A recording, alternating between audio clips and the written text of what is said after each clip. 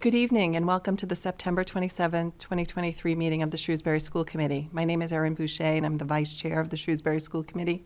The Chair of the Shrewsbury School Committee, Sandra Fritz, couldn't be with us tonight. Our meetings are broadcast live on Selco's channels 29 and 329, and they're able to be streamed live on the Shrewsbury Media Connection website. I'd like to thank Liz Papalowski for helping us with our broadcast this evening. The first item on the agenda is public participation. Tonight, no one has expressed an interest in addressing the school committee. However, in the future, if anyone wishes to participate in this portion of our meeting, they should contact the chairperson in advance of the meeting. Once recognized, speakers have up to 5 minutes to present their material to the committee. The next item on our agenda tonight is chairperson and members' reports. Does anyone have anything this evening? No. I can just real quick. I just want to acknowledge and appreciate. I was at the Sherwood curriculum night last week. I have high school curriculum night tomorrow and Oak next week, and I just want to really appreciate all of the staff and faculty who are there to help answer questions. I realize they have children of their own, probably some even in district, and they're trying to figure out how to juggle between all of those. But they are a wonderful opportunity to learn so much about what's happening in our schools, and really just want to say a moment of appreciation because I think they're really well-run events. I'm speaking ahead of the next two that are coming, but having gone to them before, I anticipate they will be, and just want to share my appreciation. Thank you. Thank you. The next item on our agenda is superintendent's report. Dr. Sawyer? All right. Well, the kind of day I'm having, I sat in the wrong seat. I guess I should sit at the one with the microphone and my name in front of it. But it's been that kind of day. So thank you. I just want to briefly thank everyone associated first with the community and the committee that put together the Spirit of Shrewsbury Festival. That's always a highlight of the fall season here in town. Particularly all of our different student groups who participated in the various events over the course of the weekend. I want in particular to give a shout out to our RISE program, who had their first sort of live sale. They had a booth at the expo at Oak Middle School on Saturday. I stopped by. I bought the sticker that's on this laptop, and I also bought a lovely Town of Shrewsbury candle. It was great service, and I know that they did, I think, over $600 in sales that day, which is great. We're looking forward to opening that retail up Maple and Main in the center of town later this fall. We'll certainly communicate that when we get closer. There's still some renovations happening to the space, although we are using the space for the educational program. The educational spaces are set, the students are there, as well as going into very many different community elements. But for all the folks associated with that program, it's up and running and doing great work, and we'll look forward to the retail portion opening later this fall. But again, thank you to everybody associated with the very successful, although damp, Spirit of Shrewsbury weekend, and we appreciate being a part of that as the public school district. And that is Superintendent's report this evening. Thank you, Dr. Sawyer. The next item on our agenda is an update on the homeless students in the district. Dr. Sawyer will provide a report on the homeless students in the district and how the Shrewsbury Public Schools has been providing support for these students and their families since the emergency shelter opened in Shrewsbury in May of 2023. Dr. Sawyer will provide an update on the projected dedicated state revenue and projected costs to the district associated with meeting the needs of these students. Thank you, and you do have a hard copy handout, and I did email you an updated memo that's got a little more updated information that was in your original meeting packet. So this will be the materials that we'll publish tomorrow that are updated. In terms of the update, this is something that I was on a Zoom call yesterday with. I'm part of the legislative committee for the Mass Association of School Superintendents, representing Worcester County, and there were superintendent colleagues, and communicating yesterday with some folks from the state level, talking about this issue in particular. This is a crisis across the state. Obviously, it's been in the news constantly, just relative to communities having these shelters open within them. The shelter has been open in Shrewsbury since last May, the hotel shelter, it is a heavy lift in terms of providing the services that our students who are coming to us from that shelter need. And I'll talk a little bit more specifically about that in a moment. But as I reported at our first meeting a few weeks ago, I want to begin with the key message that, regardless of how long a student may have lived in Shrewsbury, any student who lives in Shrewsbury and who's eligible to come to our schools is our student, whether they've been here 1 week, 1 month, 1 year, or, they're a third-generation family member who's been in this community a long time. They're all our students, and we're going to give them our very best every day.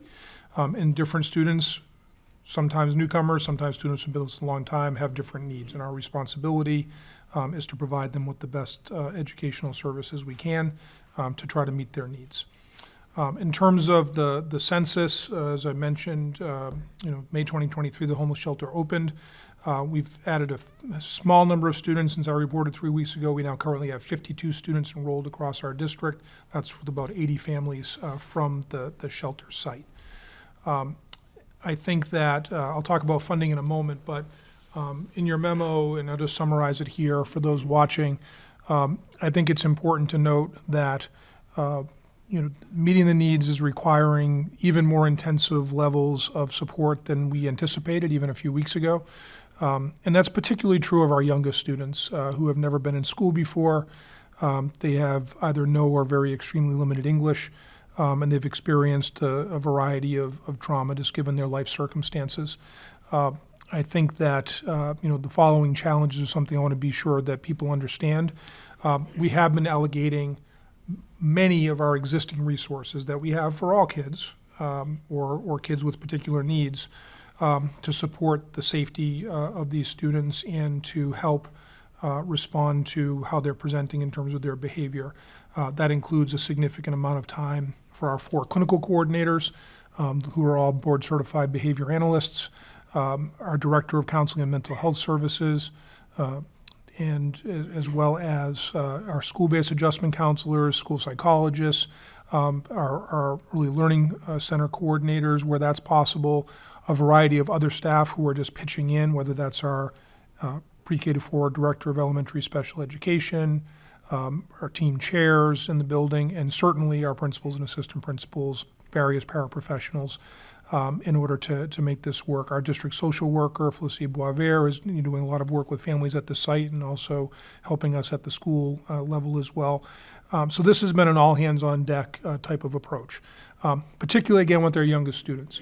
Mm-hmm. The students at the middle and the high school level, it's really more about providing them with appropriate educational services, particularly around English language learning, and we're doing all that we need to do right now. For a future report, we definitely are getting more and more diverse students moving into the community. So the number of English language learners continues to grow. And Christina Manos and that department, they are furiously been doing all the state mandated assessing of student needs to see who qualifies and who doesn't, or if they qualify for what level of service they qualify that we're required to provide. And that includes our students from the shelter, but also many other students. So that's been another pressure on the system that we continue to cope with.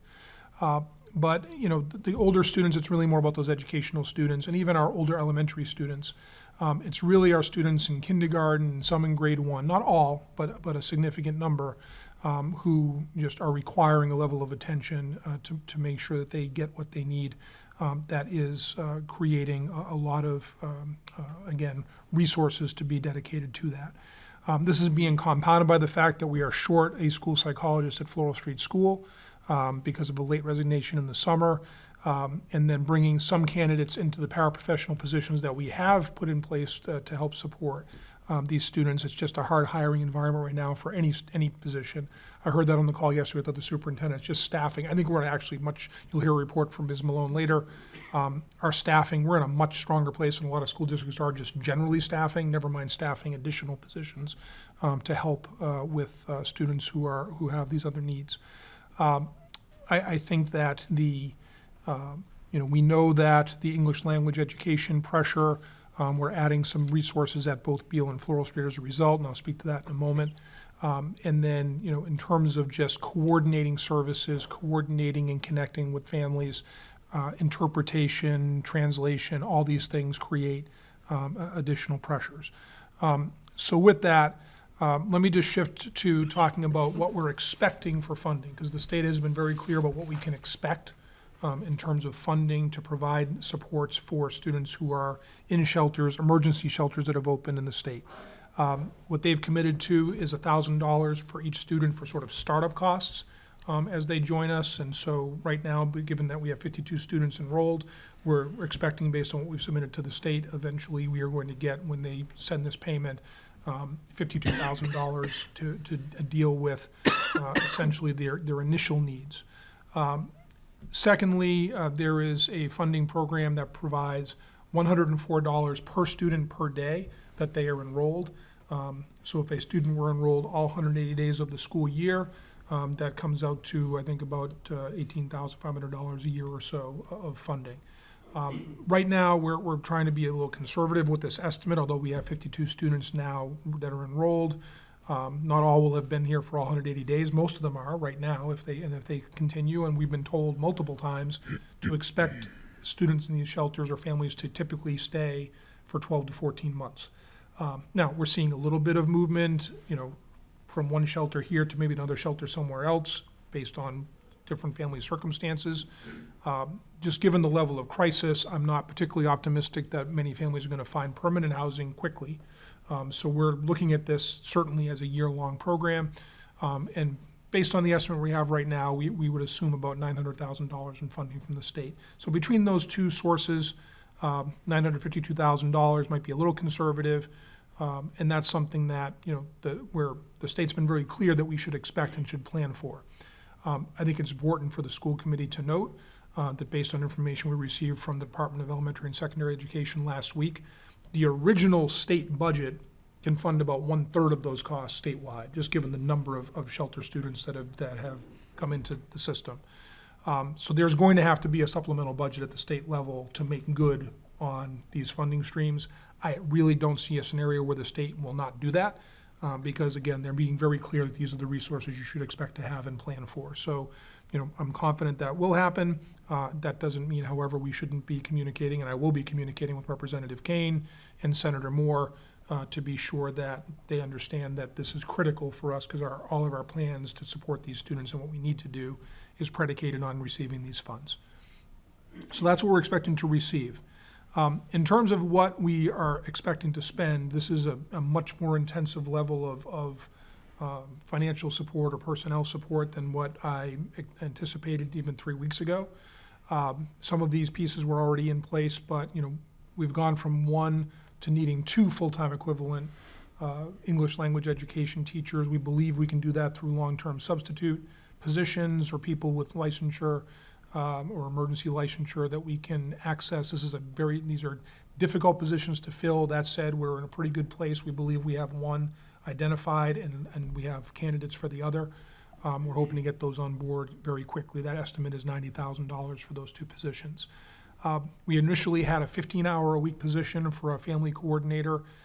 We were able to actually identify someone, and actually through a referral from the town manager's office, who's a community member who actually speaks Haitian Creole and does this kind of work. We've been able to bring on board, just started. So we've essentially doubled that level of support. And based on what our mandates are in terms of what we need to provide to these families and to their children, that's really critical connections for us to be able to work and also be able to relieve our district social worker, who has lots of other responsibilities across the entire district, to be able to do some of that support for families. That's targeted at $47,000 at this point. In terms of, and we've hired 2 bilingual instructional aides, who are 1 each at Floral Street and Beale. When I reported 3 weeks ago, we were looking at adding 2 applied behavioral analysis technicians. Now we're looking at hiring 8. They're not all hired yet. Some have been hired, others are in the pipeline as we process through. But that's to meet the intensive day-to-day needs in the classroom. We had this factored in last time, but I didn't specify it, but $52,000 for 2 bus monitors for the bus routes where we're transporting kids to and from the shelter, just in terms of the lack of English language, for safety, a variety of things. We believe that was important to put in place. And then, based on some initial conversations we're having generally with our partner at Shrewsbury Youth and Family Services, they indicated they would be able to provide someone to dedicate to help this population of students, so we could contract with them. We are in the process of finalizing a contract with SYFS That would be $65,000. That would provide one counselor position for the year. That would be very, very helpful to us to be able to do. So all those things totaled together is just shy of $600,000. We may not realize that entire amount depending on when we actually hire people and how soon we can get them on board. But that, again, is a conservative estimate of what we think it's going to take in terms of resources. And I can't emphasize enough that some of our existing resources, we need to be able to start peeling those back to focus on other elements of their responsibilities. That's just something that's going to be required of us. In terms of the fiscal projections, where that leaves us, we're still conservatively estimating that there is probably another $400,000 or so of cost that we're going to need to dedicate to supporting students from the shelter.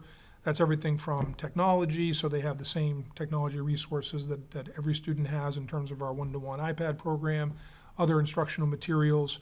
When we staff or we fund personnel positions through a state grant, we have to make a percentage contribution to the state retirement system, so that eats up some of those funds as well. Again, being very conservative, we're looking at another $400,000. So, in our entire, combined with personnel, we're looking at about $994,000 in estimated costs at this point. Obviously, we're going to monitor that very closely as we move forward. But given what we're estimating for state funding, again, probably conservatively, we right now have about a $42,000 gap that we would have to use other resources from the district to fund that. Now, in the scheme of an $80 million budget, that's not a ton of money. That said, obviously, we'd like to be able to fund anything that's additional to serve these students, very specifically out of the state funding we get. So we're going to be really, again, looking carefully at how we can manage those dollars as effectively and efficiently as we can.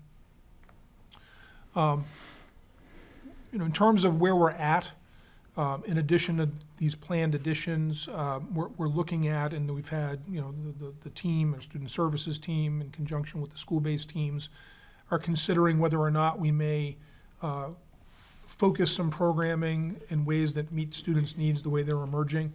It could be a program where there is a dedicated, it could be, what we're considering is a program that's similar to our Bright programs at the middle and high school level, where you have an academic educator and a counselor position, which could be filled potentially by the Shrewsbury Youth and Family Services contracted counselor, with some paraprofessional support, English language education services being brought in, but where it may be separate from the more general education setting for students who may need just more intensive support. We're making some decisions about that. That would require some additional funding for that academic position. At the middle school, that position is a paraprofessional position. At the high school level in our Bright program, that's a full-time professional level position. So again, it's really about, for us, but at the same time might require fewer paraprofessional resources, so that we're trying to balance and as these needs emerge further, what's the most efficient but also most effective way to provide them with the support that they need and the education they need. And then again, if we don't provide sufficient support through those means, our staff who have other responsibilities are going to be spending more of their time supporting these students. So how is it that we can balance those things out is what we're struggling with and trying to resolve at this point. And I expect it will continue to evolve as we learn more. Our hope and expectation is that by front-loading lots of support, we won't need as much support as the year goes on. That would rather be proactive and try to do that. But I don't want to undersell the level of support some of these students have needed, the dedication and time and effort that classroom teachers, classroom paraprofessionals, specialists, student services personnel, school administrators are putting in to try to make this work as best they can. And we are seeing, I visited both Beale and Floral Street today to do some observations, to talk with folks there who are doing the work.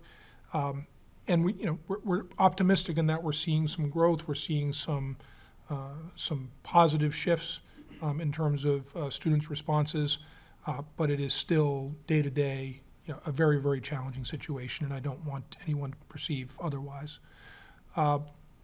Finally, just a couple of things. We are required to transport students who may have been homeless in another community and enrolled in another school district before they came to the shelter in Shrewsbury. If they wish, they can be transported back to that district. We were expecting to transport 10 students. When I reported 3 weeks ago, that's actually changed to 4 students, which takes a little pressure off some of the funding pieces. That number will shift over the course of the year like it always does, even in typical years with homeless student population. It's an unknown this year with a shelter the size we have, how that will be adapting over time. We do have money budgeted for that, just as we do in a typical year. And we do receive state funding for that, but usually not till a trailing year after we report out what the costs were for a full fiscal year. But there's not a lot of fiscal pressure there right now, which is good. So again, I think the key message I want to make sure that we're continue to transmit is that all of these students are our students. We're committed to doing the best we can by them.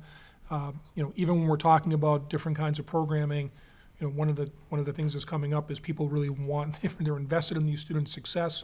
It's possible that if we put up that program I was mentioning, the place where we have space is Beale, and we'd likely begin it with some Beale students who might need some of those kinds of supports.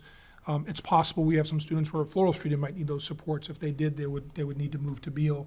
Would obviously do that in conjunction with talking with families and talking about what we think is in the students' best interest. But our folks at Floral Street don't want to lose any of these students because they're invested in their success. At the same time, I think we're all realizing that we need to do what we think is going to make the most sense within the resources we have, and understanding that we need to be as efficient and effective with the resources we can bring forward. So it's a lot of information. It continues to evolve, and I'd be happy to answer any questions the committee has, or hear any comments that you have about this program. Thank you, you. Dr. Sawyer. Yeah. Ms. Heffernan? Yeah, no, thank you, Dr. Sawyer. I really appreciate that you both began and ended as a reminder to all of us, but really what I have really seen in Shrewsbury, that these are our kiddos who particularly are in need of help. And while not all, many of them have some really specialized needs. I walked by the donation bins on our way in today, and right in front of Town Hall for people who are donating supplies. And I know there were backpacks around the start of school year and all these other wonderful things where people are trying to help. But clearly, you're articulating an awful lot of needs on the district. And I think I have a lot of confidence in the plan that you've put together. That this is the level of services that we're seeing and the level of need. I'm apprehensive about our ability to hire all of the needs, but let's start to plan for it and move that into process. So I think that makes a lot of sense. And I think it's important that as a community, we pay attention to the state following through on their commitment in terms of the budget process. And I appreciate that, just like we do, the state budget process began in January, and in many ways, this crisis has been burgeoning and evolving and taking on sort of greater depth, but having an important line item funded at a level that is less than half of what we probably need today in the state. And let's be honest, there's nothing on the horizon that says this problem is getting better tomorrow or the next day, and potentially is going to grow, whether in our community or elsewhere, in terms of that budget line item needing to be stretched. So I think it's something that over the course of the fall, Dr. Sawyer, it may be an item, and certainly happy to talk to the chair as well, that we want back on the agenda to just make sure that we are advocating as we may need to our elected officials. I know we have wonderful relationships locally with our delegation, but reaching out to House Ways and Means or other such ways to say this matters and is important to us. So I think it's something we should pay attention to and keep an eye on. And I agree. I don't think there's anybody in the state who doesn't want to follow through on that commitment. I also know resources are always constrained, and so we may want to be advocating and getting a little ahead of that game rather than asking for a catch-up. Thank you very much. But thank you, Dr. Sawyer. Thank you, Dr. Sawyer, for the update on this extremely fluid situation. I appreciate the way the district is thoughtfully trying to address this evolving situation and trying to take a proactive approach. I'm especially happy to see the partnership with Shrewsbury Youth and Family Services, that they were willing to partner with us to bring on a mental health counselor that would be dedicated, especially in light of us losing the school psychologist at Floral Street. And so we're kind of, it's a very helpful, add. Anything else, Dr. Sawyer? No, again, I think fluid's a great way to describe it, and it's going to continue to be fluid, and we're going to continue to do our best work. And I just want to express again my gratitude to the staff who are working so hard, to meet all their students' needs, of course, but, students who have unique situations and unique challenges, it makes a difference. So I appreciate all their work. Thank you. The next item on our agenda is a report on transportation services. Mr. Girardi and Ms. April Yu will report on transportation services at Shrewsbury Public School that include information on the district's contract with AA Transportation, changes in the bus schedules due to school start time changes for the 2023-2024 school year, current ridership, bus registration, and late bus service. AAA Transportation Division Manager, Mr. Robert Chevalier, is also joining us this evening, so thank you for being here. We appreciate it.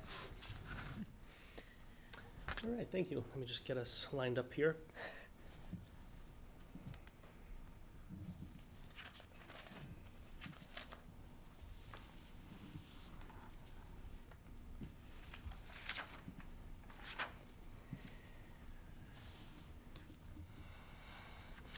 Okay. Good evening. My name is Chris Girardi. I am the Assistant Superintendent for Finance and Operations for the Shrewsbury Public Schools. And I'll allow my friends here to introduce themselves. April Yu, Assistant Finance Operations Manager. Robert Chevalier, manager of the Lake Street Shrewsbury AA Transportation Office. I'm really appreciative that the three of us can sit here in front of you today, because what I do think it does is it shows our relationship that the Shrewsbury Public Schools has with AA Transportation. We are in a place where school transportation is very complex, and in a lot of places, school transportation does not have some success stories. And we are proud to say that through our relationship with AA Transportation, we are off to a really strong start to our school year with providing transportation to our students. We are in year one of a 5-year contract with AA.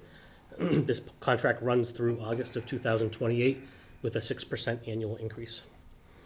And that is well timed, seeing that we live in a world now where wages for bus drivers is something that is a struggle in many areas. We are proud to say that we are mostly fully hired with AA Transportation. That's a good news story.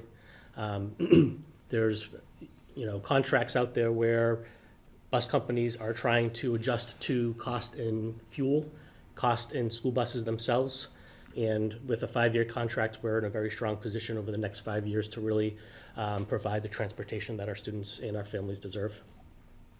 This chart here just outlines the transportation services that we provide. Our regular day transportation is just over $3 million at $3,167,000. Our special education in district and out of district is just over $1.2 million. Our vocational transportation is $174,000. And then some of our field trips, athletics, extracurriculars, round out at about $503,000 for a total of just over $5 million for our transportation contract this year. This is a fluid number, as we'll talk about in a few minutes. We do and we have adjusted to make sure that we're providing the right level of service for our families to give them the best product possible.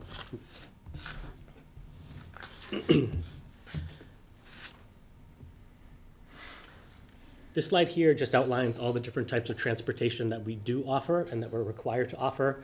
Again, our regular day in-district special education done through AA Transportation, through 3 vans that Shrewsbury Public Schools has purchased, and they do service Shrewsbury Public Schools, including the RISE program with some of our vans, Assabet Valley Regional Technical School.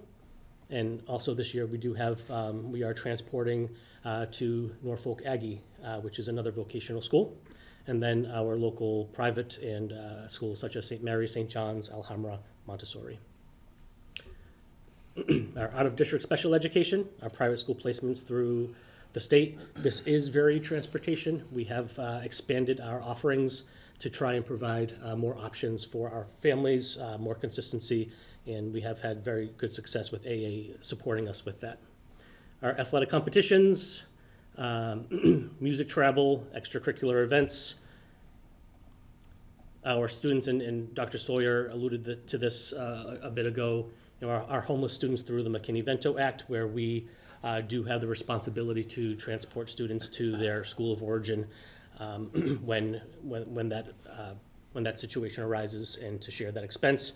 Miss U is very, very talented at working with other districts to assume our share of that cost. We provide summer school transportation through AA for our special education students through their mandated IEP needs. And again, field trips, our yellow bus field trips, again, at all levels. Another good news story is that from elementary on up, we are starting to expand back into taking off-site field trips post-COVID. So this year we embarked on a pretty massive project coming out of our school start time changes, where we did a full revamp of our school transportation protocol. We looked at every school bus, every route, to try and maximize the routes that we've done, both through Miss U, through Mr. Chevalier, and through folks over at AA Transportation. We met quite often over the summer to look at different routes, to plan out, to look at start times, to look at end times. We have a checklist that I'll get to in a few minutes, but we had some very specific criteria that we demanded as far as what we needed for our students to really reflect the goals of our start and end times. This is an example of the impact of the transportation changes at the beginning of the day. Last year, or in previous years, earliest pickup time was around 6:13 a.m. with an average of 6:19. This year, our earliest pickup time for our Shrewsbury, the high school routes again, 7 o'clock. So no buses are picking up before 7 o'clock. The average is 7:05, and we do have some targeted times of our students getting to Shrewsbury High School between 7:25 and 7:30, 7:35 to be able to begin their day, access breakfast and other options. For the middle school, last year the earliest pickup time was 7:13 a.m. With an average of 7:18 a.m. And this year our earliest pickup time, I can attest because that my son is a 7:36 a.m. Pickup time with an average of 28 more minutes of sleep. High school averaging 46 additional minutes of sleep if that's what they're choosing to do during that time. Those of us who have some high schoolers, we're noticing early rises, different times of doing homework if we have some late nights on the athletic fields and on the stage at school. So just definitely more options for students to get themselves prepared for school. Our ridership, we do offer, again, transportation to each of these different places. I thought this slide does a nice job of showing some of our trends that are happening in recent years, one of them being our participation or our slowly declining participation with the Assabet Valley Regional Technical High School, where those numbers from 2023, 2022, 2023 are going down by about 15 students, is a reflection of the slow decline in our participation at Assabet Valley High School. Our numbers at other schools are pretty much stable across the board. We felt this was important to show that our families do pay a fee for transportation. The fee does not cover the total cost of transportation.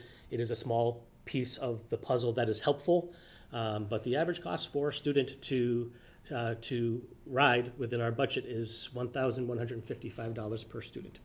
Now, there's different levels of cost for different student needs, but we think this reflects the piece of the pie that the district assumes when it comes to providing transportation for our students, and the fees that are associated with are helpful.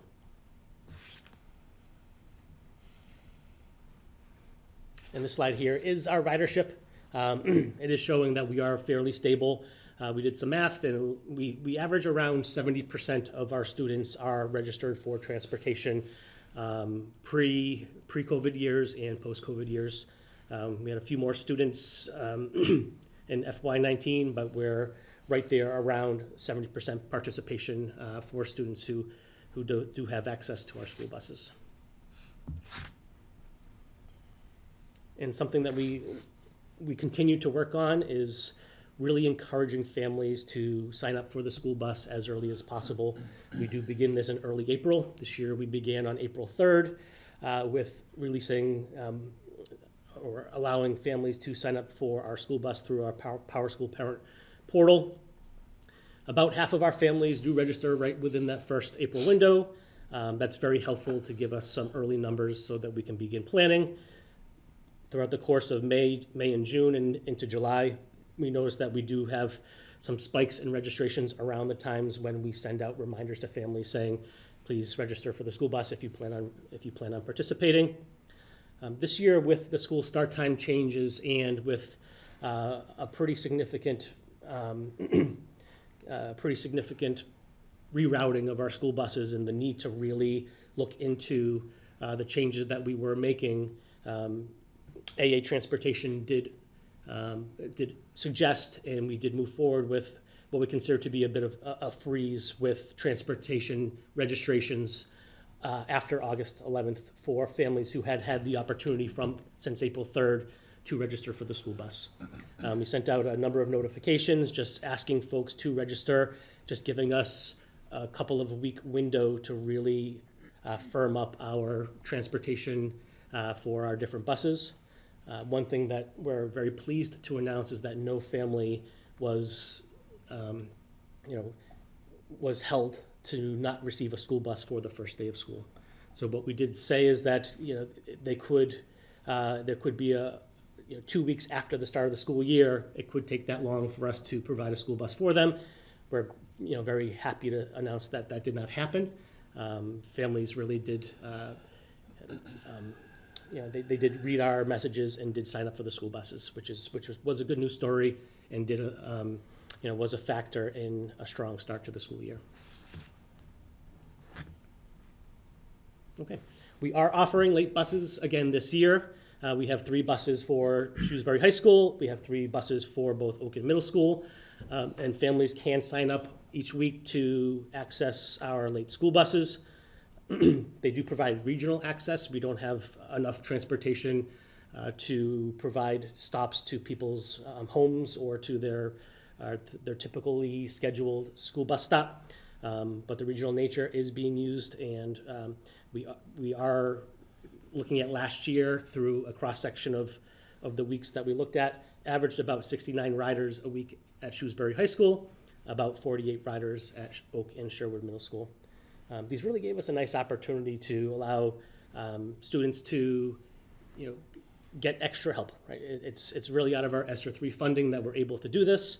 The academic recovery is an important piece of the ESSER III funding to allow us to have students remain after school for a period of time to continue focusing on their studies, to focus on their relationships with their friends through, and their social and emotional growth. Is something that we're really proud to offer. It does come at a pretty good cost. So as ESSER III does start to wind down next September, we will be considering as a district whether or not we want to continue to build this type of money into the operating budget to provide late bus opportunities for our students. And that'll be a conversation that we'll bring up when the time is right. Okay, so I've worked my way through our presentation. Actually had a frog in my throat all afternoon, so my cough drops worked, and I'm much appreciative of that. But I really think April and Bob will provide a really good kind of boots on the ground perspective for questions that you may have, and I'm also happy to answer any questions. And thank you for allowing us time to share our good news story around transportation. John? Yeah, thank you for the presentation. Good news story is kind of the way to put it based on everything you presented. I think we're certainly in a great position from a staffing perspective compared to other districts. If you follow the news, improved start times and the alignment with the transportation this year. I think, last year going through that planning, it seemed a little tricky, and I think a lot of times we take it for granted. But this has been a very smooth transition from what I've seen, from what I've heard, and what I haven't read on social media, which is great. And I think that earliest bus arrival, I can speak as a high school parent since 2016, The bus arrived to our house at 6:40 for a 7:35 start time, and we're about like 5 minutes from the high school. So to see that earliest arrival time around 7 or a little after, it's just outstanding. For registration, I did notice too. Was it new for August? I think you said that you sent a reminder for that August 11th deadline, because that yielded like 325 registrations. That's correct. Is that a practice that you might do again next year? Or? We found good success with that program. We also realized there's fewer registrations after the start of the school year. Right. And we will have them every year as students do enroll on or before or just after the start of the school year. So those will continue to happen. I think the percentage of them not being folks who just weren't paying attention to the reminders, I think those numbers are very positive. Yeah, definitely. It was helpful to that process. And I will say, in year 8 of 8 as a high school parent, this is my last year, I didn't think that 20 minutes was going to make as big a difference as it has, in my house at least. I was surprised. So, so it's really good to see just, how everything has aligned really nicely in the transportation side of the business. So thank you.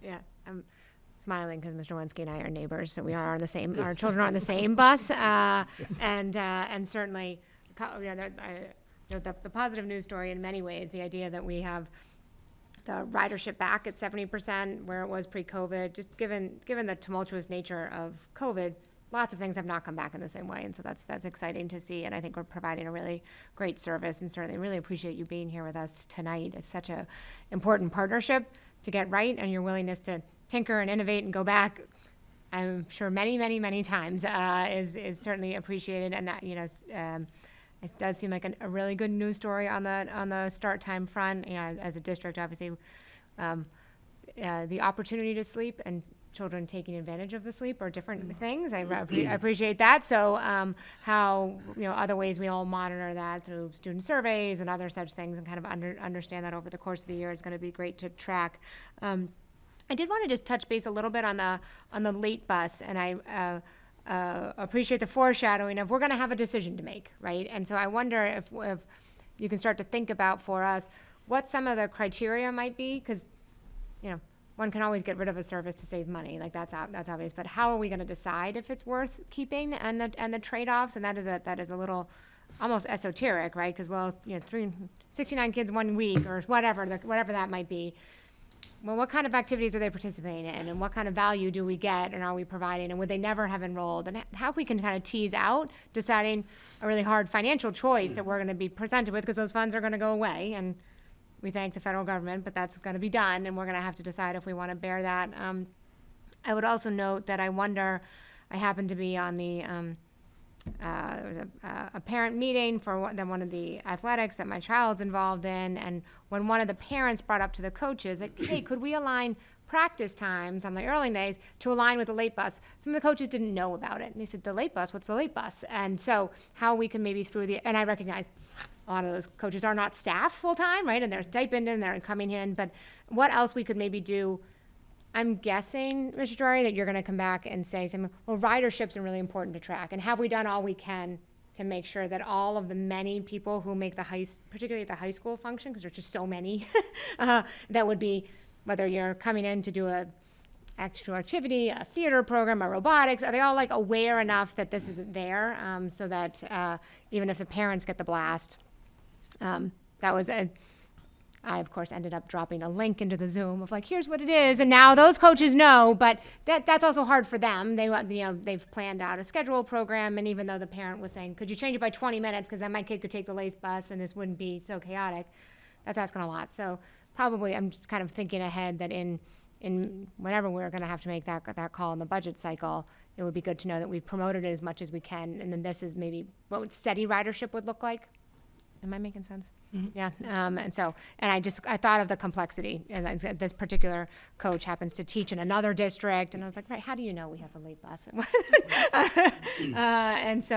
But the parent was sort of feeling sheepish about it. Like, hey, could you make that work? Because it's hard for me to come home from work to get there on time, right? And then the kid complains, and Anyway, blah, blah, blah. We want the kids engaged in the program. That's the whole point of the bus. So how do we make sure all of those people who are supporting that know about it is maybe one tact. Thank you. I just wanted to, excuse me, thank you for all of your hard work this summer to get this transition off to such a good start. We're so appreciative. And we're very thankful for our partnership with AA Transportation. Dr. Sawyer, do you have anything? Yeah, I mean, actually, with Mr. Chevalier here, I'd love to give him an opportunity to discuss maybe just a little bit about what you're seeing through the eyes of a vendor, in knowing that there's certainly news articles that I've seen about other communities with other vendors that are having major problems with staffing shortages, and that's not been the reality with AA. I know we've been, a couple of drivers, we added a couple of buses to make sure we could make the schedule work. And I know that, you're driving sometimes, Hope from the office is driving sometimes, to make this work. But at the same time, the staffing shortages other communities have had for bus drivers have not been a reality here. Maybe you could talk a little about how AA's philosophy and approach is making that happen. Well, one thing I want to say is the owner of the company, Ron Ernenwein, has been very aggressive in making driver opportunities available, and with success. Currently, we have 2 routes open at the Shrewsbury location, where last year at this time, double digit. We have drivers coming from other towns.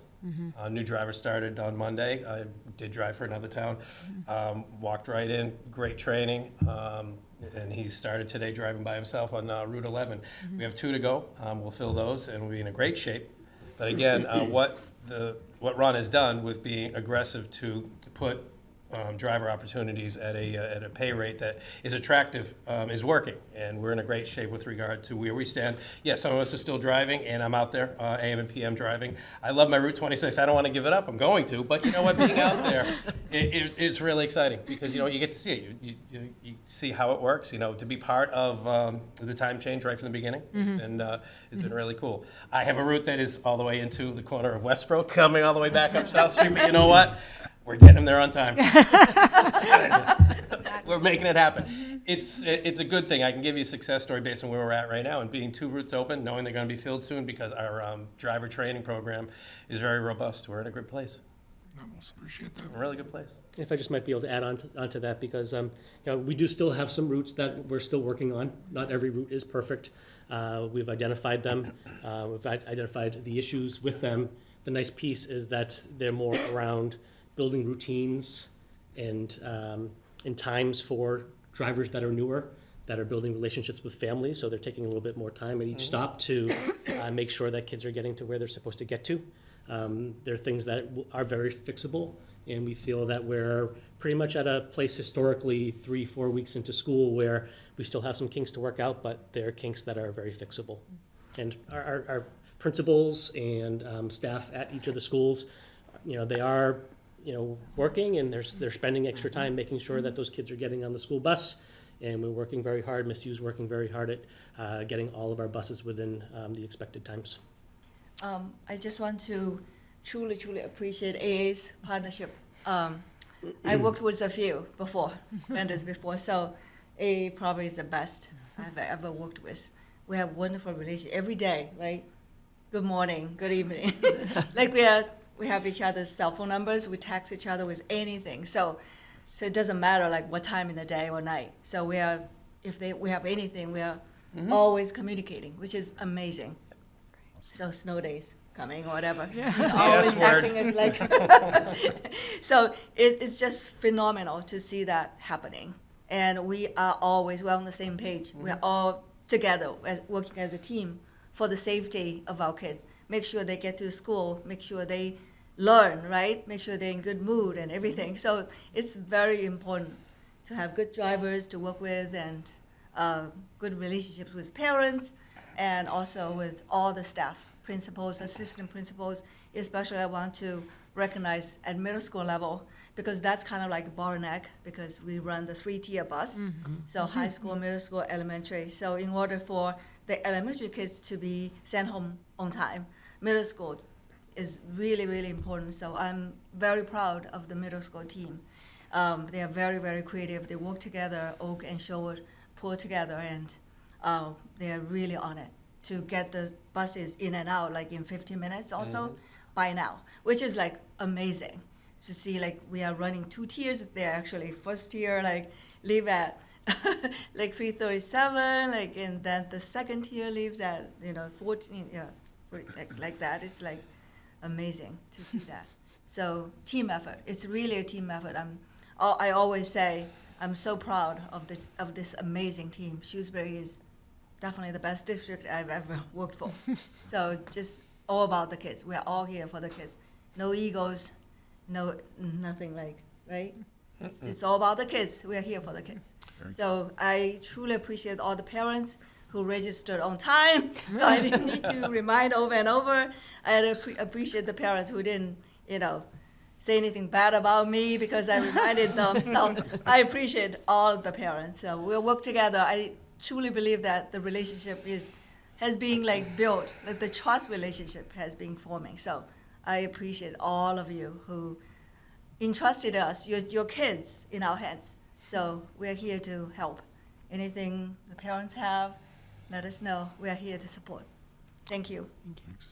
Obviously, you get a sense of Ms. Yu's approach being very positive and team-oriented, and I think I want to just note, be sharing the central office space with April, that we talked about maybe having to have a pause of like if you hadn't registered on time, and that really worked well to get people to register as much as possible by that early August deadline. But we still have lots and lots of families that move in over the course of August and right up to the very start of the school year. And I know that there were, several times where Ms. Yu was at her office late into the evening, responding to emails, making personal phone calls, doing what it needed to be, and working with AA to get those routes adjusted so that students who moved to town could get on that bus for the first day of school, if at all possible. She really goes above and beyond around customer service, and I know Mr. Girardi and I appreciate that very much, as do the teams in the schools, and her positivity is infectious, as you just got a sense of there as well. So again, same thing. I'm very grateful. I was so pleased that AA won the contract again. We've been partners for many years now. They're a Shrewsbury-based company, but I know all the districts that have worked with AA are having similar levels of success, and that's not the reality in some other cases. So again, we're very, very pleased to partner with you. And then April and the team, and Mr. Girardi, new in his role this year, I think did an excellent job managing this project and leading it. We still have some pain points at the elementary schools in the afternoon. We're working through those. We knew that was going to be trickier because we have the 30-minute window in the afternoon for elementary as opposed to 40 minutes between the middle and the elementary runs. But we're making it work as best we can, and it will continue to get better. I'm positive. So again, thank you so much. Really appreciate the information, and we have had a very positive start to the school year thanks to all this hard work. So I'm grateful. Thank you. Thanks. Thank you. The next item on our agenda was to be a report on the food services and student meal price. This item has been moved to our next meeting in October. The next item on our agenda is a fiscal year 2024 personnel report. Ms. Barb Malone will present a report describing the personnel processes and new hires into the district for the 2023-2024 school year. Hello, how are you? Wow. Oh. It's been forever since I've seen you. All right, let me get this up and get it over up there.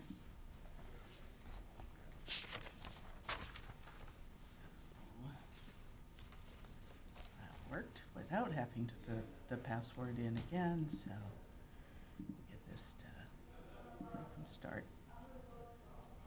There we go, perfect, here we are.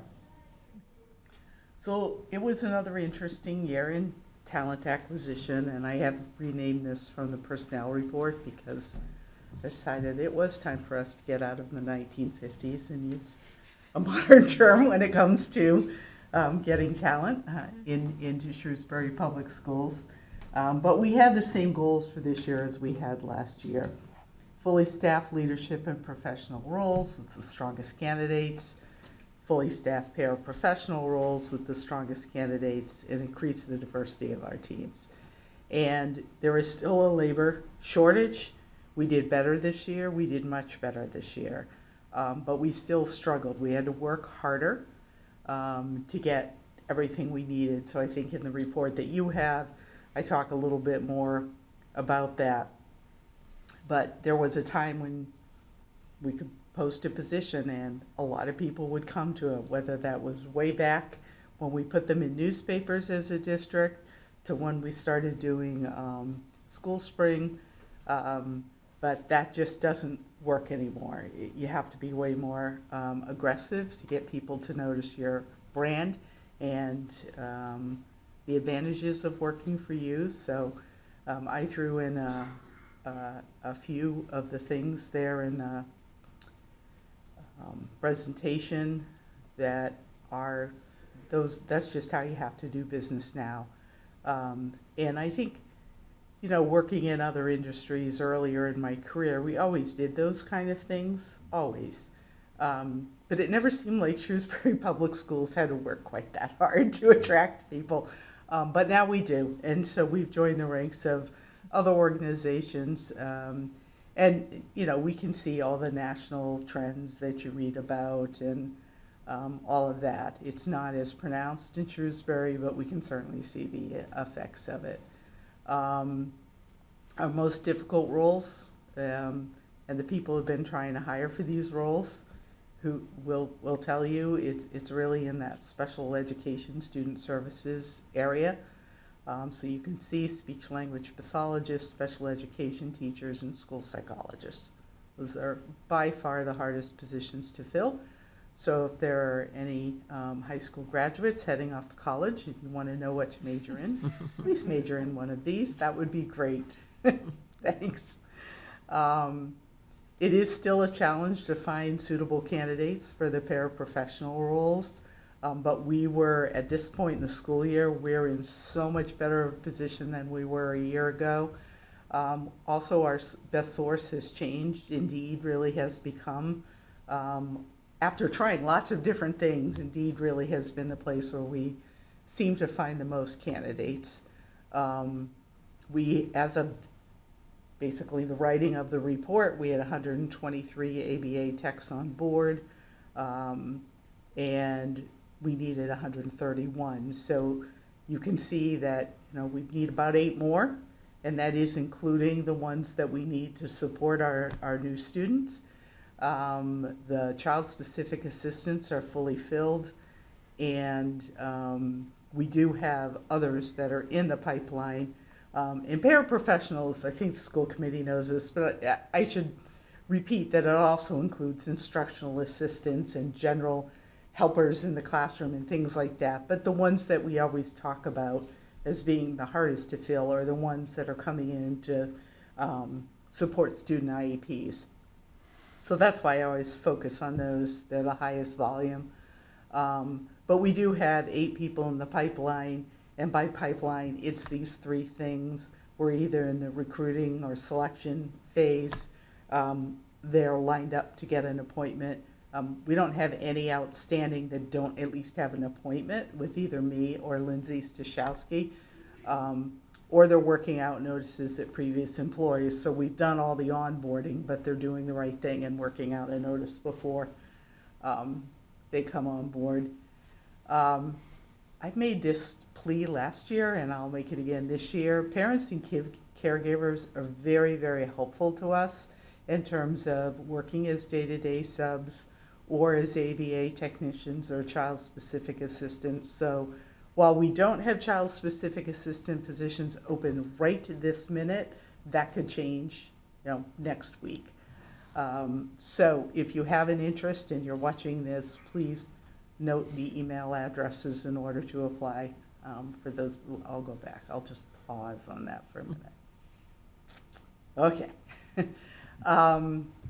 I know that you are very interested in what's happening with diversity. We had done a presentation back in the spring with the Teacher Diversification Project.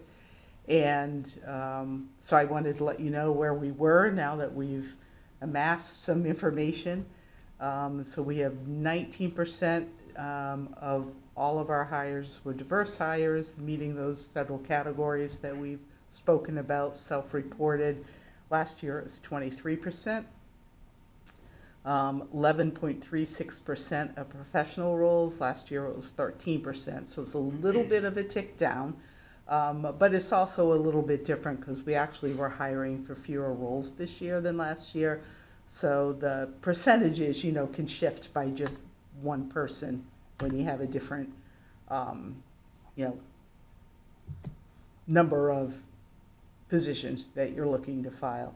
I did want to say that 12.88% of our applicant pools self-report in diverse federal categories. I know that was one of the questions. Actually, I think, Lindsay, you had it last year and asked me to add it in this year. So I ran that report before we came in. Appreciate it. And so we can see now there are quite a number of people who don't report anything. And that's a large percentage, but to put it in the positive, 12.88% self-report in diverse federal categories for all roles. So when 19% in the end wind up getting, of our hires wind up being diverse hires, that's a good relative percentage. And of course, we are continuing the Teacher Diversification Project this year, and we'll do more reports on that in the future. So we hired some new leaders. I don't know who this Chris Girardi guy is, but, oh yeah, right, our new Assistant Superintendent for Finance and Operations. Kristen Gasper succeeded him as the principal for the Major Howard W. Beale School. We have a new assistant principal for Oak Middle School, Michelle Dillon. That's a promotion from within. She's a longtime teacher at Oak Middle School. And then we did hire the 3 reading specialists to support our literacy initiative, and so their names are there. And those all are joining, obviously Mr. Girardi was already in it, but joining our district leadership team.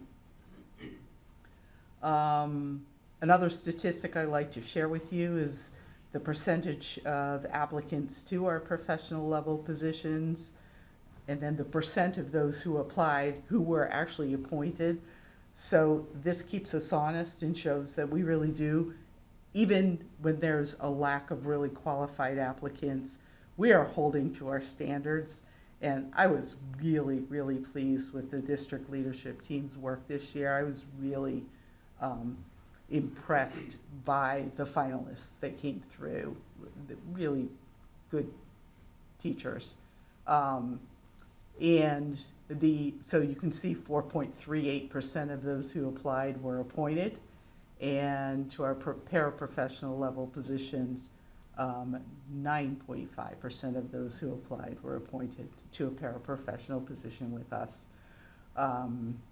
What we did see less of were licensed applicants for teaching positions. That is something that is going down in the pools. I see my lined up slide got unlined up somewhere along the line. Sorry about that. So altogether we filled 104 positions for the start of school this year. And I always like to end with a thank you. I especially wanted to give a shout out to Kristen Herrig and Meg Bartlett. They hire for our ABA technicians and child-specific assistants, and that is an ongoing all year round task in addition to all of their other responsibilities. And so I wanted to mention them.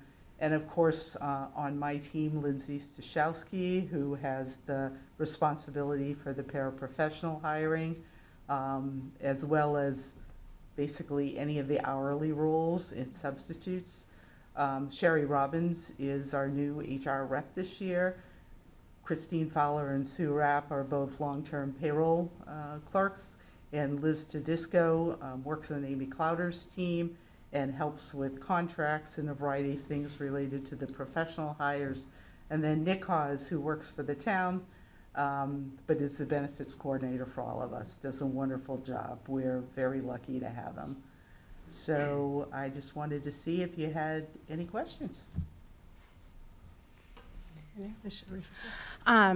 Thank you for this report, Barb. I've said this before, but I'll say it again. Having sat on interview committees in the past, it's a really impressive and it's a tedious process that we put candidates through. So, yeah, it is, and you know, and you see it in the classrooms. You know, when you went to curriculum night and you met some of these, actually ran into one of the teachers that ended up getting hired at Sherwood, and she was great, and she's from some of the kids that have her, they really love her. So, you know, we go through a lot to get the right candidates in these positions. But I guess one of my questions, because you had said that you're seeing a lot of candidates that aren't licensed. Yes. Is it that they're not licensed, you look at their application and they don't even make it to the interview process? Or is it like they're not licensed and maybe we can help them along the way, like they're... Yeah, it would be the latter. Okay. I understand exactly Okay. what you're saying. So, you know, our charge from the Department of Elementary and Secondary Education is to find licensed educators wherever possible. It's not always possible. And in some cases, it's easier for certain kinds of licenses. It's easier to bring on somebody who maybe they have a background as a paraprofessional, or maybe they went through the training but didn't move forward with the MTELs to become a teacher. Like, there are lots of different things that will point that somebody has the skills to teach. Mm-hmm. And then we still have the use of emergency licenses through November 7th, I believe is the date, but people can apply for them up until then. We have a waiver process that we can use if someone isn't licensed. And then there are different levels of licensure. So the provisional licensure for many classroom teacher positions, it requires a bachelor's degree, passing certain MTELs, and then we can bring them into the classroom, and then with a mentor and coaching and the support of the principal and assistant principal, directors, we can bring them along. But I have a lot of faith in our district leadership team. They can usually spot people who, yeah, they ought to be teachers. Okay. At the same time, just to be clear, that's kind of the exception to the rule. I mean, the vast majority, Yeah. like 99% of our professional staff across the district are licensed. And there's a Right. very small One way or percentage, another. sometimes in hard-to-fill roles, where the processes that Ms. Malone's talking about will be brought forward to try to fill something where we can't find an appropriately licensed person in the pool. But that's becoming more common, because It's there just aren't. definitely becoming common across districts. I would say that the areas where it's hardest to get any kind of preliminary, provisional, emergency licensure are exactly in the areas where we're having the most trouble filling. It would be those special education teachers, school psychologists, SLPs. They have to have a license. It's very difficult to get anything other than a licensed person who really knows how to do the job. So I just, to add to what Dr. Sawyer said, I want to be clear that in a lot of those kind of roles, there are no other options. We have to get someone who's certified. Anybody who's doing testing, evaluation, that kind of, psychological testing. Thanks. Yeah, I wonder, and that Dr. Sawyer, this may be more for you or whoever, if the state, we know we have a shortage. Yes. And so help me just understand, and we absolutely want people to be licensed and we prefer them to be licensed, but we've also talked over the past years about our ability to help develop paraprofessional staff as one of our means Right. of helping diversify our workforce by helping support them through the licensing process. So given that the state put, if I remember correctly, a lot of these emergency license pieces in with COVID, and I appreciate they're expiring, has there been a push either at the superintendent's level or at others to sort of ask the question of DESI of why now is the moment to pull back on that? Because we are still hearing that there's challenges across many districts. We're not unique in filling roles. So I'm just wondering if you've been hearing from that state level about why they're making that change now, other than we all want to be done with COVID exceptions, and is it as simple as that, or is there some more A little behind bit, and Barb, through her professional association and her interactions with the Yes. licensure wing of DESI may have some additional insight. You know, I think that DESI tries to balance a variety of things, and one of them is, you know, where they feel that they need to be responsive to what's in state statute and regulation, and being kind of outside the lines of that for a while during COVID because of an emergency situation, and then if the emergency no longer exists, the COVID emergency to maintain other things. That said, I think that they, you know, we certainly are getting lots of signals that they are very interested in being able to create pipelines and diversify the workforce. And so I think the state level, they're looking at how can they provide flexibility for districts while at the same time operating within the rules that are kind of there. Yeah. But I don't know, Barb, what else you would say around that? Yeah, I was recently in a meeting, actually, last Friday with the Department of Education, and we were talking very specifically about licensure. It was with my professional group. And a couple of things of interest. First of all, the emergency licenses netted a great number of diverse candidates into them, into those roles. And that certainly has created a pipeline of people who are now have some experience in the classroom. For those who received an emergency license earlier in the process, there's actually different ways to have them extend their emergency licenses actually till the end of the 25-26 school year, which was news to me. And so the people that were found into the profession now have considerably more time to go through that process of going back and picking up the pieces that they missed, tuition reimbursement programs, things like that.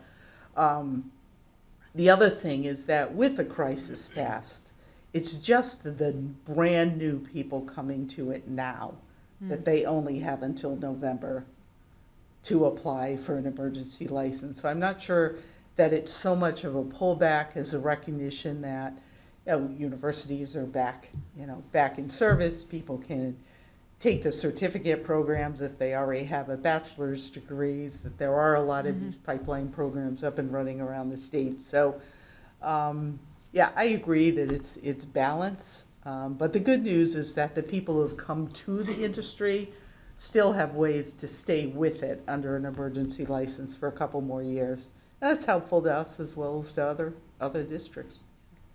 If I can, just to follow up, thank you. That's helpful and makes sense that the state has, just as we do, lots of competing priorities they're trying to meet at any given moment. And want to just echo for really as was said by Ms. Shriver, the process we put our candidates through is rigorous and probably also tedious.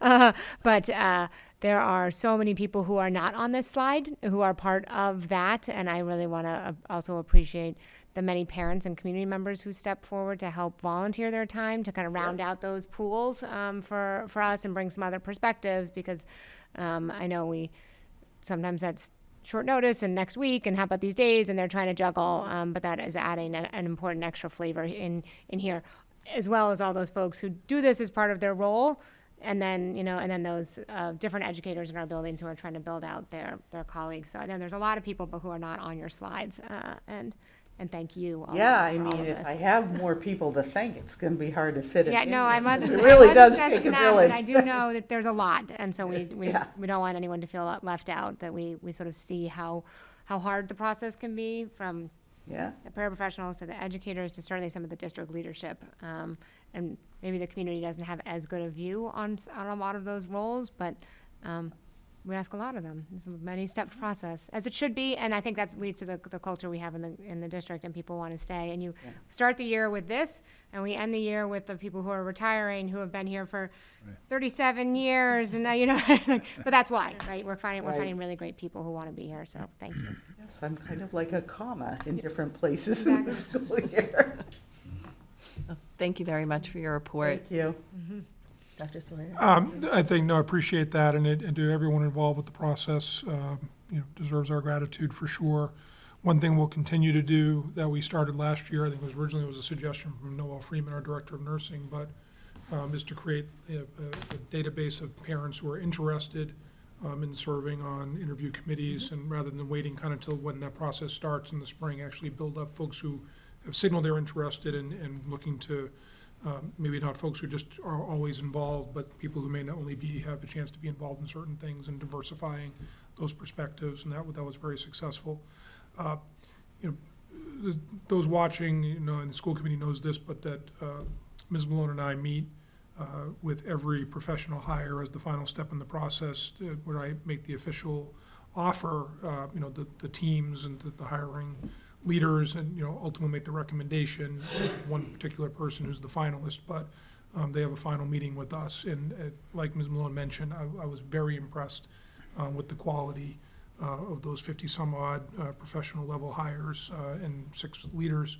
And it's a mix of folks. I mean, we have people who are new to career, just graduating from their programs in colleges and universities, some who have a few years of experience someplace. We also, and this is something that points to the fact that we have more financial flexibility the last few years as a result of the override and having a stable financial situation. We have more opportunities where we're bringing experienced folks from other districts who want to come work in Shrewsbury and benefiting from that experience in different ways. Whereas, when our budget times were much tighter, we tended to really skew more towards early career folks just because of the resources we had available financially. So it's a nice, healthy mix, I think, and that's something that I think benefits the school district, and finding the right person, even if that person might be more expensive, so to speak, in terms of what their salary will be, because it's still very much based on level of experience, like all school districts in public education. So again, a very thorough process. We have some great people who've come on board. When people look online, if they choose to, all of our new hires are listed with their credentials and their educational backgrounds, and it's a very, very impressive group of folks. So thanks to everyone who helped get them on board, and we're certainly looking forward to, and then in the not too distant future, we'll be celebrating our folks who earn professional status through 3 successful years in the school district, which is something our district, not all districts do that, but we think it's important, again, because not only is it a thorough process to get someone in, and then over their first 3 years in the job, we evaluate them very rigorously to make sure they're of the quality that we want to make a commitment to for the long term. So again, it's and then finally, just Ms. Malone, she has an enormous workload, and coordinating all of this, consulting, especially around some of the more difficult searches, just because of the lack of strong candidates or qualified candidates. That's been a little bit different. And I know that the district leadership members really appreciate that she's always on the other end of the phone, picking up and giving advice about how to work through with different searches and different candidates. So thank you for all the work, Barb, that you've done to make this a reality as well. Thank you. Thank you. The next item on the agenda tonight is an update on the warehouse rental closeout plan. By way of background, Shrewsbury Public Schools utilizes rental warehouse space in Worcester for the purpose of furniture storage during and post-COVID, using ESSER II funding. The school department is making preparations to terminate the lease, and this summer, any furniture that was wanted by schools was distributed to them. Mr. Girardi will provide information related to the closeout of the warehouse space and public sale, donation, and disposal of all remaining items deemed not useful. Thank you. Thank you.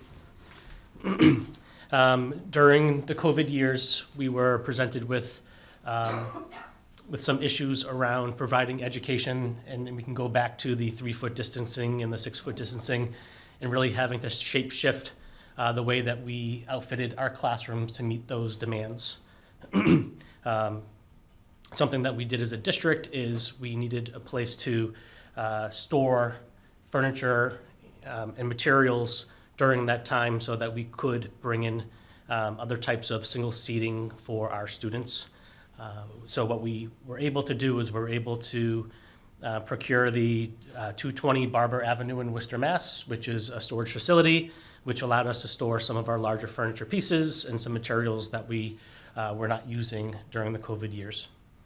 As we've come out of COVID times, as we've moved back into more typical types of learning, schools have adapted to going back to mixed seating, different types of seating, and we've brought back a lot of the furniture that was of value prior to COVID, and we started to store some of the furniture that we purchased during COVID, some of the single-use desks, and primarily the elementary schools started to move back to table types of work.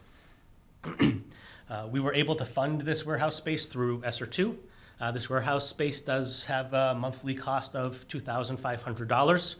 And we are at a place with ESSER II coming to an end where a plan to close out our use of the warehouse to no longer need to dedicate $2,500 to that space is what we consider to be the right move to make for our budget needs.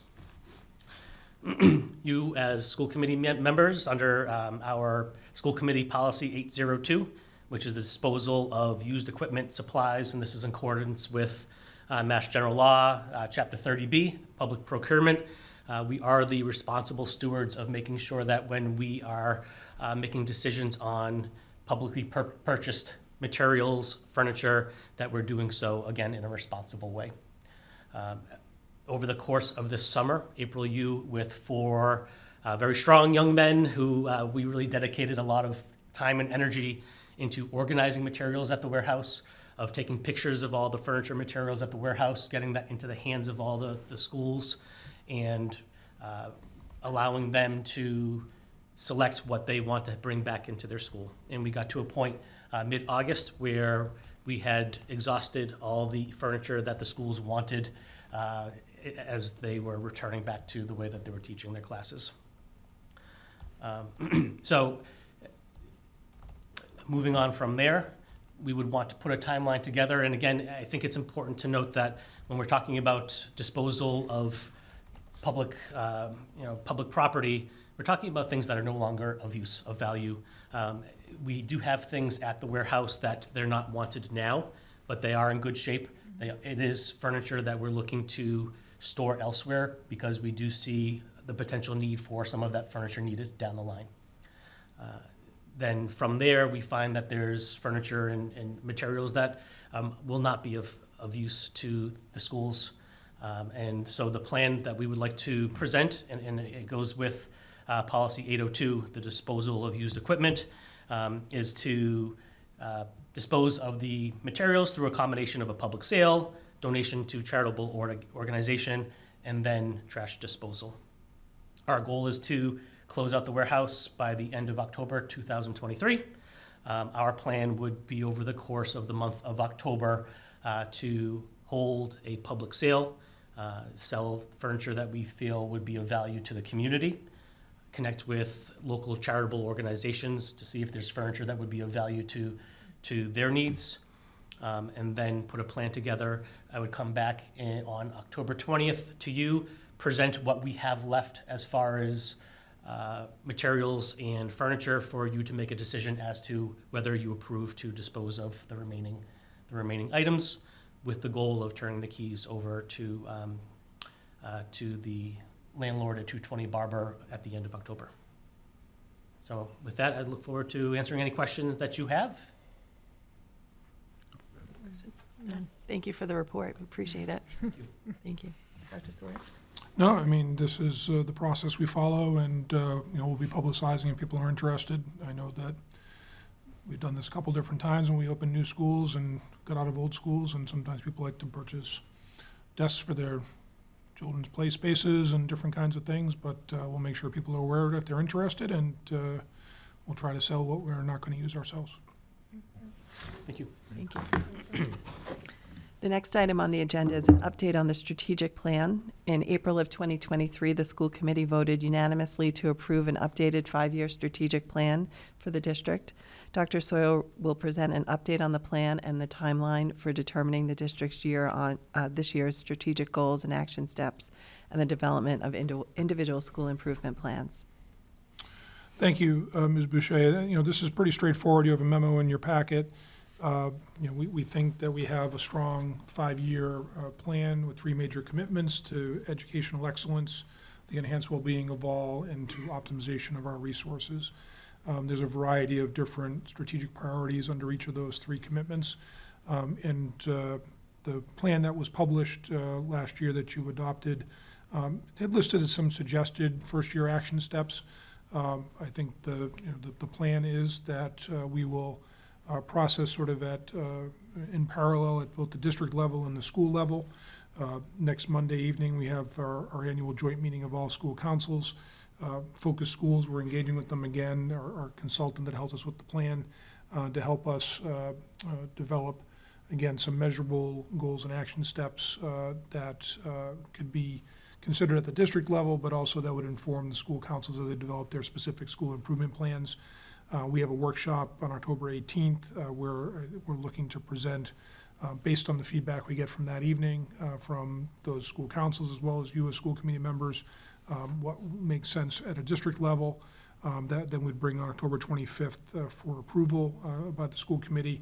Over the course of October and November, the various school councils would then be working on and meeting and working on their individual, school level action steps and goals that would be in concert with the district level ones, and that there'd be a series of presentations starting in mid-November, late November, and then December in terms of the various schools at the different levels presenting those plans here to the school committee for your review and approval. So this is kind of back into the more typical approach of how we're setting different goals and expectations for school years. I want to assure those watching, and certainly the school committee knows that some of the action steps are very clear-cut based on the work we did with the strategic plan, whether that is the moving forward our literacy initiative at our elementary and middle school grades, or we had our first meeting a week ago of the pre-K to grade 4 capital planning committee that's going to be doing work in the coming months and presenting a report and a recommendation, and the target is March to the school committee. So there's a variety of places where we know the work that needs to be done, and it's really more memorializing that in a specific plan for this year that's in concert with the overall strategic plan. And there may be some other things that emerge that are unique to different school levels and based on emerging circumstances. But the plan is there, and wanted to present it to you this evening to just remind those watching in the community that we're committed to moving now from kind of an overarching plan to what the specifics are of this coming year as far as that's going to guide our work. And the only other piece I would like to say is that, and I know I've mentioned this to you at different times, I think it's going to be really key to remind people this is a 5-year plan. There's a lot that's going to happen in 5 years, not to try to do too much in year 1, where, there's already a lot of ambitious things that are off the ground and working that are in concert with this, and because of the plan that was adopted last spring. And so, really being focused on the most high leverage things, I think, is going to be key, because, again, there's a lot of work happening, and we don't want to unintentionally overwhelm people during the first year of what's going to be a longer-term set of priorities. But if there's any feedback about this, or you just want to be sure that the school committee is comfortable moving forward according to this plan and this timeline. Yeah, no, I support the timeline. I'm excited to get started on this, having worked on it last year. As Dr. Sawyer said, it's a 5-year marathon, not a sprint. Yeah, and I also want to thank you, Dr. Sawyer, for laying this out. I think it tells the community that we're doing strategic planning, which I always want to tell people is an action word, not write a plan and put it down, that it's about getting to now come up with some goals, figure out how to then implement. Would it be fair to say, Dr. Sawyer, that you're thinking that at that 25th, October 25th school committee meeting is also when we potentially be looking at either voting or discussing or sort of deciding on the final metrics? It has the goals and action steps, but I know that's an important piece here, right, of like what those are for the next few years that we had said we'd come back to early in this school year. Yeah, and I think the sense is that there'd be metrics in terms of goals of how much we want to try to move the needle for next year, so that we can Okay. evaluate, whether that's looking at state level testing or Sure, local no, those testing are, data. But yeah, the idea would be action steps and goal metrics for Right. the work that's going to be done under those priorities for the coming year. and I just want to say, I think I served on a school council, I think for 4 years at Patton before I joined the school committee. And never did we, never in my experience, and I love my Patton community, feel like it was so well potentially connected to the district's work. So this methodology feels like we're really taking our planning efforts to quite another level. So I'm really quite excited about it. I also hope it provides those councils with some structure about what we're looking for too. I think it's a great way to engage our school level councils in really asking how are they going to help support and help us move the needle. Thank you. I also support the plan and the timeline outlined in your memo, and I agree that we should focus on the high level kind of type priorities first and foremost. And I'm very happy about Focus Schools being present at the meeting next Monday. I think it's going to be very helpful to get the school councils off to a good start with this work. So, anything further, Dr. No, Sawyer? thank you, appreciate that, and we'll look forward to moving this forward over the course of the coming weeks. The next item on our agenda is approval of minutes. We've received minutes from our meeting on September 6th. Has everyone had a chance to review the minutes? Are Yes. there any proposed changes or corrections? No. If not, the minutes can be accepted as distributed. The next item on our agenda is actually executive session. We do need to go into executive session this evening for the purpose of addressing General Law, Chapter 30A, Section 21A7, to comply with or act under the authority of or general or special law or federal grant in aid requirements. Purpose 7, Open Meeting Law, General Law, Chapter 30A, Section 22FG, for the purpose of reviewing, approving, and/or releasing executive session minutes. We also, for the purpose of addressing General Law, Chapter 30A, Section 21A3, to discuss strategy with respect to collective bargaining or litigation, if an open meeting may have a detrimental effect on bargaining or litigating position of the public body, and the chair so declares. Purpose 3. The Shrewsbury Education Association Units A and/or B, the Shrewsbury Paraprofessional Association, and/or the Cafeteria Workers Association. Do I have a motion to go into executive session? So moved. Second. Having been moved and seconded, a roll call vote is required. Ms. Sharifa-Pour? Aye. Mr. Wensky? Aye. Ms. Heffernan? Aye. Ms. Boucher? Myself, aye. Thank you and good night.